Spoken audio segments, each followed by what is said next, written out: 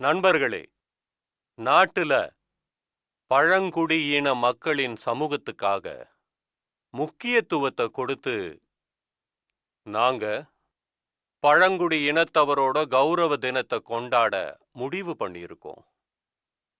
அடுத்த வருஷம் 2025ஆம் ஆண்டு இறைவன் பிர்சா முண்டாவோட 150வது பிறந்த நாள் ஜெயந்தி. இத தேசிய அளவுல கொண்டாட போறோம்.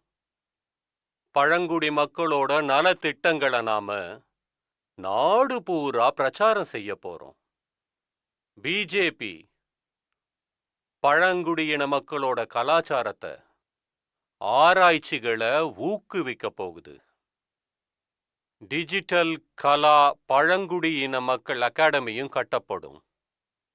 வனத்துறை சம்பந்தப்பட்ட பொருட்களுக்கு ஸ்டார்ட் அப்ஸ், அப்புறம் சுய உதவி குழுக்களை கூட ஊக்குவிக்க போறோம்.